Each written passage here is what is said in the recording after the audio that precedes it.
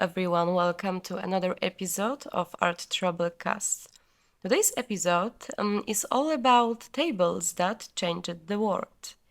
Remember how we talked about all those cafes that were meeting places for artists? Yes, it's fascinating how these places were not only a space for drinking coffee, but also for creative discussions, exchange of ideas, and the birth of great works. Exactly. Take the Café de Flore in Paris. It's one of the oldest cafes in the city, and it became an intellectual center. Georges Bataille, Cano, and Pablo Picasso frequented it strongly.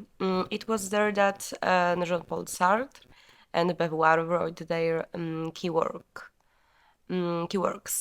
Sartre drafted Being and Nothingness, and Beauvoir wrote his first novel. Do you remember La Dumajotte? It's a cafe right next door, equally famous. Simone de Beauvoir, Jean-Paul Sartre, Albert Camus, and Ernest Hemingway all met there. This place witnessed many literary debates and the birth of important ideas. Yes, these two cafes are like two sides of the same coin. Interesting that Sartre and Beauvoir were able to write next to each other in the same place, but each of them created something completely different. That shows how diverse these environments were.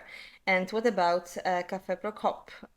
It's the oldest cafe in Paris, founded in 1686.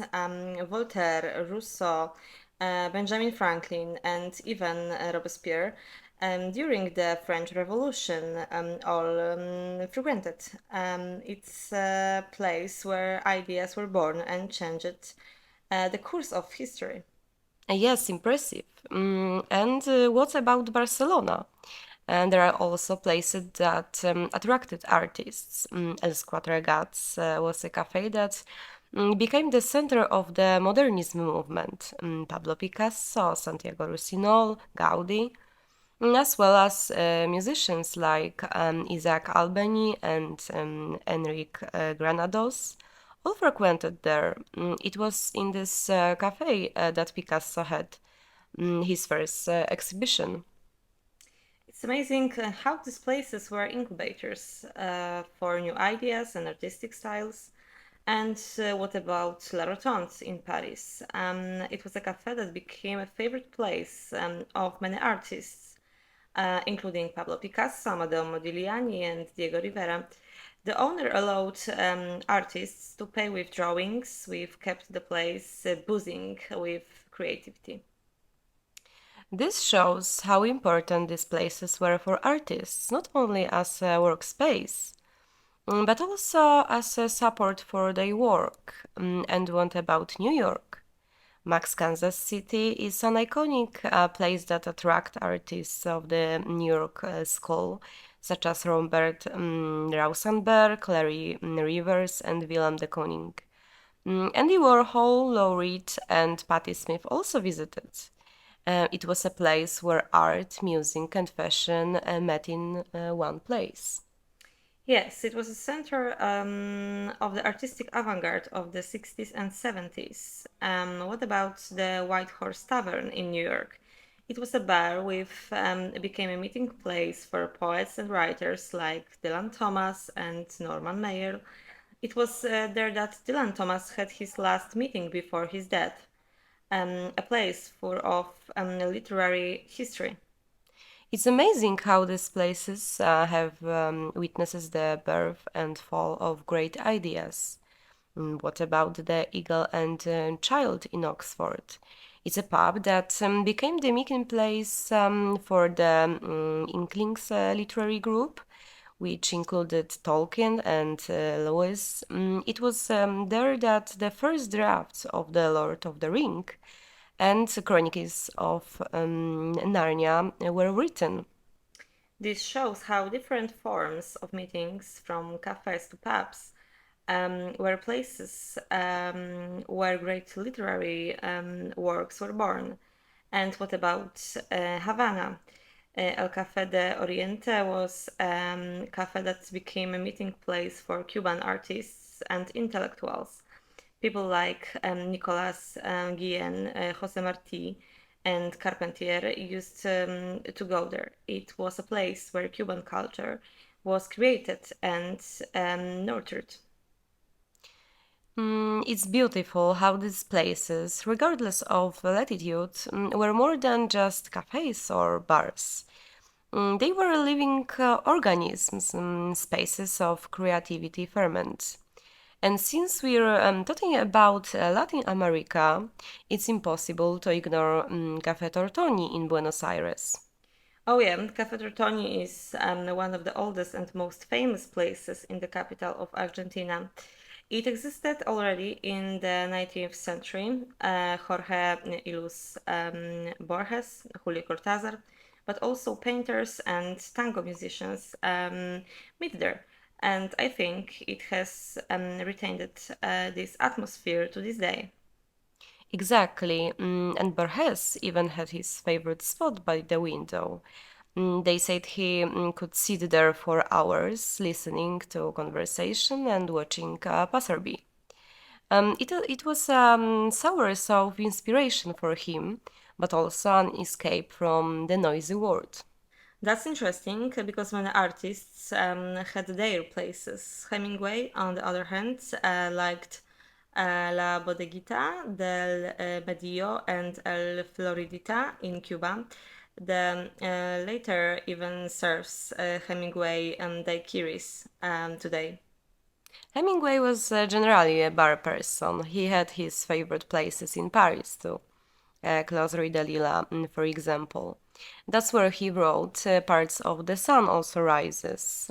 He loved the atmosphere of noise, conversation, cigarette smoke, and cognac. That gave him life. He even wrote about how important these places were in his creative process.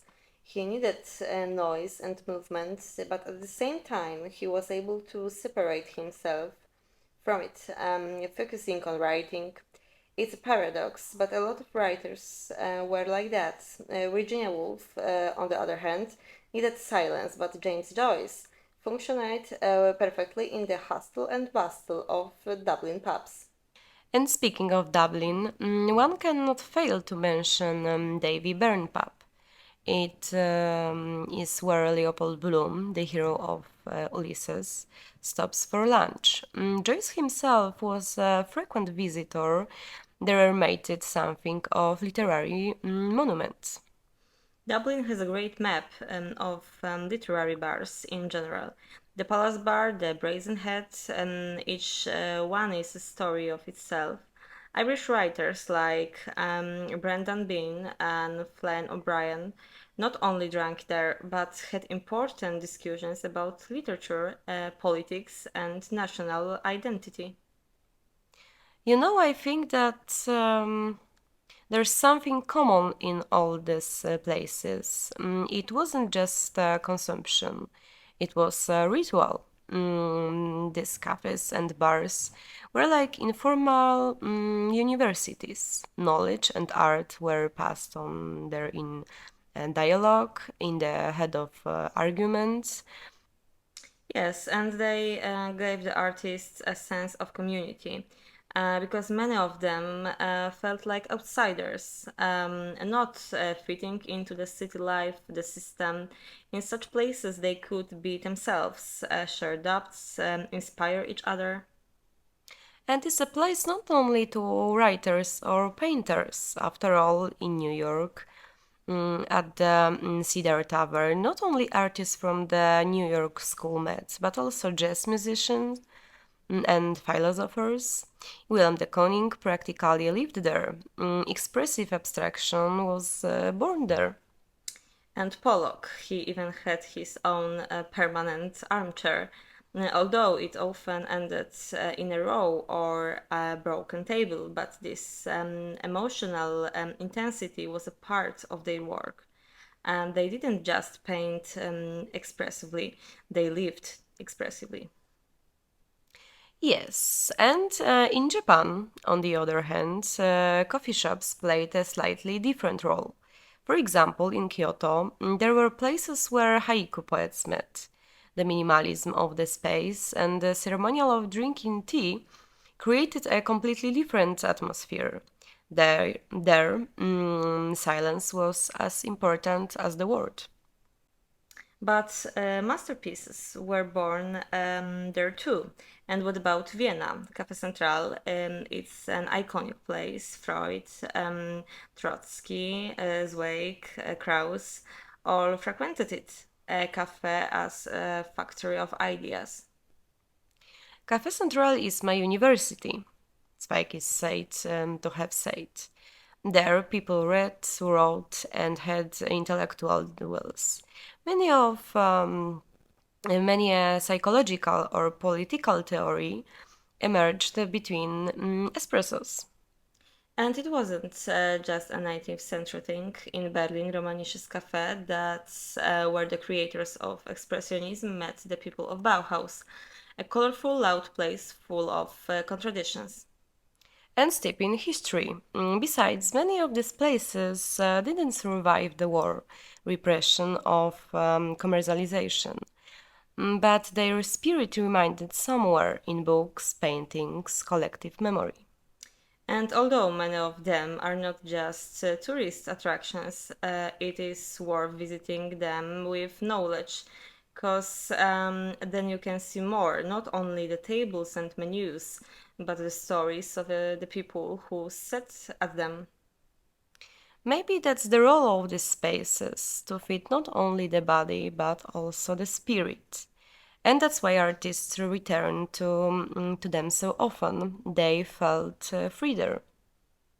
Yes, and thanks to them, we have places today where we can feel at least a shadow of this atmosphere. Eat a croissant at Café de Flore and think that maybe Sartre was sitting right next. Or have a beer at the Eagle and Child and imagine Tolkien telling Lois about hobbits. We can forget Prague. Café Louvre, it was Kafka's and Einstein's favorite cafe. And interestingly, although Kafka is considered a longer, he met his friends in this cafe, talked about literature, philosophy. And with Max Brod, this man saved the entire legacy of Kafka. Café Louvre was also a meeting point for Czech intelligentsia, writers, painters, scientists.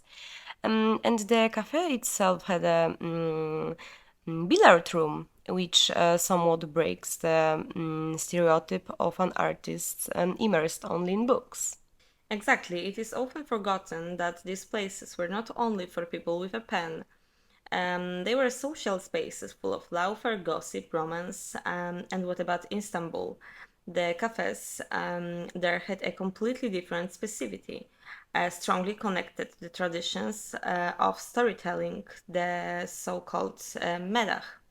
Yes, in the past, every self respecting district had its own tea house where people read newspapers, talked about politics and literature.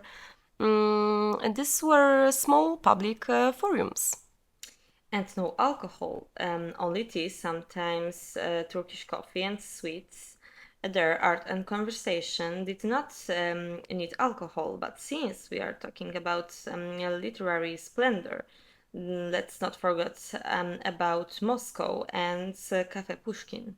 Yes, styled in the 19th century, although it opened only in the 1990s, it quickly became a meeting place for the artistic elite. Russian love literature, we know, so this place is not just a restaurant, it's a tribute to the entire culture and not just Pushkin.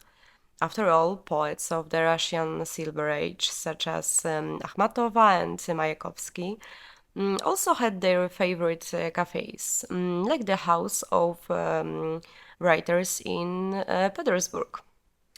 or Stray Dog Cafe, and that's where futurists, symbolists, philosophers met. This cafe were like little republics of the spirit, open but hermetic, full of tensions and brilliant thoughts. And full of contradictions, because many of these artists fought ideologically. Some loved revolution, others were afraid of it, but they were able to sit at the same table, provided there was tea and cigarettes. And back to Italy, Florence. Cafe Gigli, it has existed since the 18th century. Members of the Italian futurist movement, Filippo Tommaso Marinetti and his associates, met there. Italian cafes had something of theatricality. The interiors, gestures, even the way of serving espresso was a ritual. Milan had the Jamaica Bar, which was a meeting place for modernist artists in the 20th century. Fontana, Pasolini, and photographers like Hugo Mulas. It was more austere, less classical than in Florence, but just as intense. Speaking of intensity, we can't forget Mexico. Cafe La Habana in Mexico City was a place where writers and revolutionaries met. Supposedly, Guevara and Fidel Castro planned part of the Cuban Revolution there. But poets like Octavio Paz and Carlos Fuentes were also regulars. It's amazing how literature and politics intervened there. The Mexican art scene has always been very engaged. Painters like Diego Rivera and Frida Kahlo also moved in such environments, often frequenting such places. And maybe that's what moves me the most, that all these places, from New York to Tokyo, from Buenos Aires to St. Petersburg, were spaces of freedom, the ordinary, even kind, but also deeply creative kind. Exactly. You don't need big museums or academies for that. All you need is a table, a chair, some coffee, and an open mind. Maybe we should create such a map of literary cafes of the world. Okay, that's all for today. Thank you for being with us and see you next week.